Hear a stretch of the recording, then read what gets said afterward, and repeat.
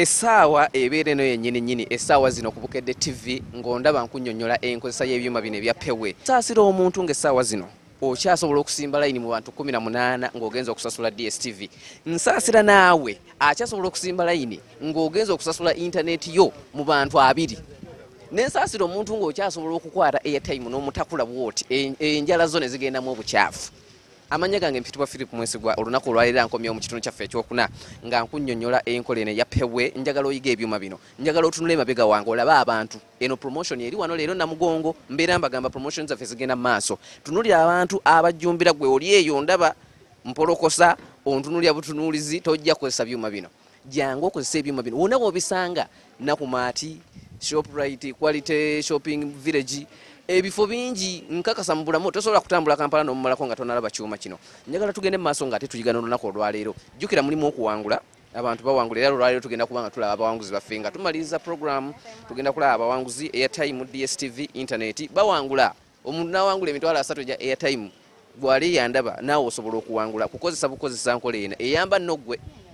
Eyamba gwe butasimba layini ng'osasula ebisale byo. Eyamba gwe okufuna airtime bwangu. Dakiika emu ng'oli ku kyuma kino ng'ofunye airtime ku simu yo. Si byakusooka n'otakula ate namba n'oddamu n'ogiwandiika ate n'oddamu n'okola oti aye service n'ebeera biki. Era n'olwaleero katugende mu maaso nga tuyiga. Okuyiga tekuggwaayo. Mbeebaza nnyo mmwe abataddemu amaanyi okulaba nga musanga ebyuma bino ne mutandika obikozesa. Abamu bansangayo ne baŋŋamba ne bambuuza ebibuuzo. Kinzizaamu amaanyi kati ate naawe gwali ku TV. Njagala tugende mu maaso nga tuyiga era n'olunaku olwaleero ngenda kuba nkuyigiriza. Gwandaba essaawa eno ng'olaba enkola ya Pewe Systems. Obadde okimanyi nti ekyuma kino kikuwa n'omukisa okusasula ebisale bya TV nga mmwe abali ku DSTV, waliwo abali ku Star Times, waliwo abali ne ku Go TV. Mwenna omukisa weeguli ku kyuma kino okuba ng'osobola okusasula ebisale ebyo. Mbagirawo ne ku TV kyekintu kyekimu tugenda kujja tunyige nti TV. Bw'omala okunyiga TV bino bye bijja ku screen. Tugambe gwe oli wa DSTV ng'onyiga okuli nti DSTV kusaba okuteekamu account number yo gye twandiisa account number oba account number yo eri mu DSTV gy'osasulirako. Nga tutandika nga tunyigamu enamba eno nti 4MM onyiga nti next. Bw'onyiga next ng'era nfuna okubuuzibwa kati wano nga nze siri musajja mugagga nnyo nga nyiga ewaddako nti no I don't. Bwe ntuuka wano nga nyiga next. Bwe nyiga next ebbanga lyenina okusasulira DSTV lijja kujja kati nze nja kulondako omwezi gumu nga bw'olaba. Bwe nyiga omwezi guno ogumu nga nyiga next. Bwe ntuuka wano nina okuddamu akawunti yange gye nsasulirako mu DSTV okugikakasa. Ekyuma kino kirina okukakasa ennamba yange oba akawunti namba gye nina okusasulirako mu DSTV. Era kyenjija okukola nziremu nyiga ennamba eno 807 nyige nti next nga bw'olaba nkola. Bwe nyiga next enamba y'essimu eno gye nina okuteekamu wano yaka message kundaga nti nsasudde okunkakasa nti nsasudde ku kyuma kino era nga nteekamu ennamba yange y'essimu nga nyiga nti next era nga bw'olaba nkoze. Kati bwe ntuuka wano mba ntuuse okuteekamu ssente ez'okusasula nga bw'olaba bwe ngenda okukola. Awo nga mmaze okuteekamu ssente zange nga nyiga nti next. Olunyiga next ng'embuuza ng'ereeta ekigambo okusasula oba pay era nga nyiga ekigambo ekyo gwali eyandaba olwo mba mmaze okusasula. Awo kyemba nninda kiri kimu kufuna ka receipt akandaga nti mmaze okukola ki okusasula. Era ka receipt kano kalaba ke kaba kandaga nti mmaze okusasula DSTV yange mu buli ngeri yonna. Wano ngenda okuva ku kyuma kino nga DSTV mmaze ogisasula era ne ka message ku ssimu ke nagambye eri gye nataddemu nga mmaze okukafuna nti mmaze okukola ki okusasula DSTV. Bw'ojja ogula airtime kukuuma kuno onyiga airtime. Bw'onyiga airtime ng'oteekamu ennamba yo ey'essimu. Bw'omala okuteekamu ennamba yo ey'essimu ng'onyiga nti next. Bw'onyiga ekigambo next ng'ekusaba ssente mmeka z'oyagala okugula kati ng'oteekamu ssente zo ez'empapula tekikozesa binusu ekyuma kino. Kakati bw'omala okuteekamu ssente ng'onyiga next. Bw'omala okunyiga next ng'onyiga ku kagambo pay akategeeza nti sasula ng'onyiga nti pay.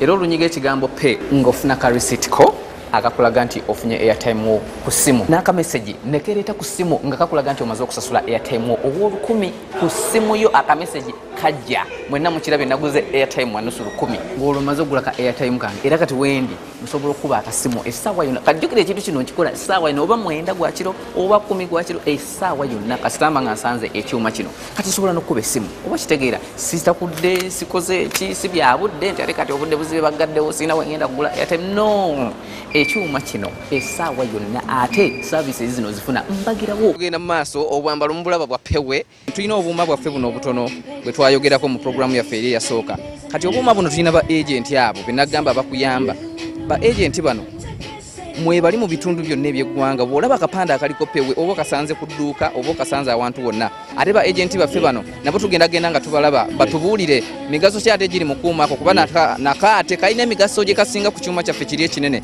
kati njaga tugende mu maaso nga tuwuliriza ba agenti baffe bano kiki boogera ku kuumako akatono tuli ku nkola emu eya pewe tugenda n'enkulaakulana tetukyayagala kusimba layini tetukyayagala kutakula buntu obwo amanya gange nze bampita Ayeka Angela nkolera muno mu Sinabel Kiwatule akuuma kano osobola kusasulirako airtime TV bills internet airtime osobola kusasula airtime wa mukutu gwonna customer wajja tumubuuza namba ye weba airtime ne TV bills ne internet kyetaaga bwetaazi namba yo ne tulyoka tukusindikira nze mwennyini n'eminyiga yetanyiga kintu na kimu bakasitoma abayitira Kiwatule eno tuli ku Kiwatule Sinabel ku Mount Olive amanya bampita Mutibwa Patrick akuma kano akapewe kalina emigaso mingi kali flexible tulina genda mu dealers ogende mu MTN kubanga before nga tugenda mu dealers whereby nga olina owandiika check ku zino network zonna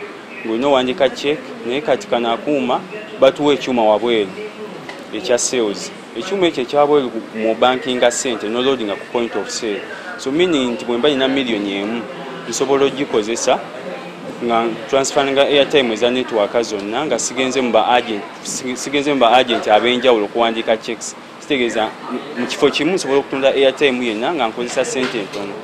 Bampita Mr. Brian Buzu nze operations manager wa Datanet.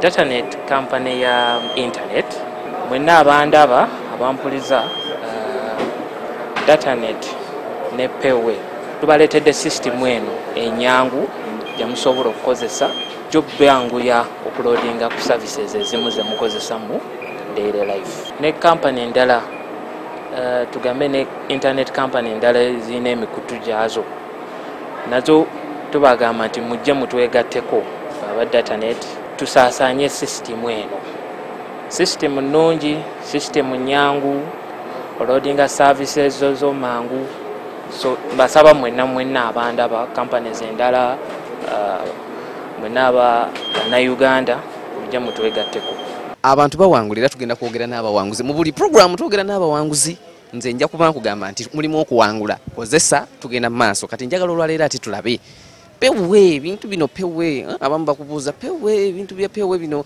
waliwo nobeera n'ebibuuzo kati njagala tulabe maama bano abakyala bano bemulaba wano bebakola omulimu ogw'amaanyi okulaba nga pewe kutuukako gy'oli naye okusomesa kwonna kati promotions zino zetubeerako bebabeera wamma njagala obuli abantu babulira emigaso egi njagala obagambe nti mulimu ekirungi ekirimu guno na guno mu bigambo bisatu. Okay, pewe eno basically oba saving on your time tomala budde mu kukola line oba mu scratching abukadzi obo buli kimu kiri computerized saving time nyabo jangu naawe gamba oyo akulaba oyo emigaso egi mu bigambo bisatu mu byuma ebyo pewe singa oba okozeseza ebyuma byaffe katugamba oyina DSTV awaka otuuse late awaka kyeŋŋamba tosobodde kale kugenda mu line za DSTV kusasula kati wonna oba okifunidde osobola okusasula kasita osasula you're connected instantly. Yes. mbagirawo you're connected. Ebyo mubiraba pewe yenkola gyerese mu Uganda kusavingira ku budde gwe asimba line ne weesoleza mu line kati wano wenyimiridde ndino omukyala yawangudde DSTV ebiraba ebyo mubimanyi biri bisatu internet airtime DSTV kati ono yawangudde DSTV mwezi mulamba subscription nga ali okwo nyabo amanyago gwani Pamela Ayebali. Pamela Ayebali omwezi omulamba guno gwe wawangudde gwa DSTV soko tubulira otya sebo mpulira essanyu ly'amaanyi. Omuntu wuli ali eri ku TV akulengera ayagala alaba essanyu lyo manye ebintu bino ebyokuwangula. Owangula n'oba kati nzo mwezi ngubalanga omuntu agambye nti nkusasulidde ennyumba mwezi mulamba. Kati nnyonnyola essanyu n'obuulire n'abantu wawangudde otya. Kituufu sebo. Ekikulu mpulira ng'omuntu ow'omukisa. Panga bulijjo tulaba bawangudde kino bawangudde kinze siwangulangako kintu. N'olwekyo mpulira omukisa mungi. Era kati mmanyi nti ngenda kubeera blessed from today onwards. Ebintu ebyuma bino omaze ebbanga ki ng'obikozesa? Natandika obikozesa myezi ng'ena egiweddeko. Mukyala Pamela, njagala ogamba abantu b'ekitundu kyo abatana bakozesa byuma bino obakubirize bagende mu maaso n'okukozesa ebyuma bino. Kale balinwana bange mba njagala bagamba osobola n'omugaa nti Geoffrey awe gundi njagala otandika okukozesa ebyuma bino. Balirwana bange bona ekiwatule mbakubiriza okukozesa ekyuma kya Payway kiri wali ku Metroplex n'ebitundu ebirala mu pamphlet ze balina babiraga mbakubiriza ogenda kusasulira byonna bye mwetaaga DSTV, internet services, airtime nga mukozesa ekyuma ekya Payway. Nkisanzeemu ebintu birungi laba kati neewanguliddeyo ne service ey'omwezi ogumu mulamba. Bali bakwatirwa ensaalwa. Abawanguzi bwetu bwe tuli nabo olunaku olwaliro wane Namugongo ku Quality Shopping Mall. Tugenda kati kubanga twogera n'omuwanguzi yawangudde airtime. Abantu bawangula. Bwebeereyo ku TV nga boolaba eno nga ffe tuwangula. Si bwe kiri sebo? Omuwanguzi ono gwendi naye wa airtime sebo amanyago. Boogere David sebo. Boogere David. Kakati ku airtime oyo gw'owangudde. Ye wa sente mmeka mbulira? Wa mitwalo 3 mukama wange. Emitwalo emeka? Mitwalo 3. Okakasa bwogere ne message ogina ku simu. Message bamaze dogimpereza ku simu kama. Kaka soko ndagesa kuba mbindu ebyo byo tujjemu akajanja bane bo wangula osanyu. Banange ndi musanyufu nnyo ekisuukiridde nnyo kuba airtime w'emitwalo 3 tutawangulikika. Naye tukanye. Banayi nange neeyogeza nnyo. Nange mumpe ku airtime oyo nsindikirayo wakiri owebi. Nja kusindikira ko emitwalo 2 mukama wange. Kiwedde pewe ebintu bino byalaali. Kakati njagala onnyonnyola omuntu akulaba eri ku TV okoze otya okuwangula. Bali eyo balaba naye baagala okumanya okoze otya okuwangula emitwalo 3. Okay, airtime mbadde nkozesa ekyuma ekyo kye bayita ekya Payway kibeera ku supermarkets all nakisanga ku Shoprite Clock Tower wembadde nsinzira okukikozesa. So we nsinzira okusobola nga nsobola okuwangula airtime ono sebo. Kubiriza abantu mu kitundu kyo.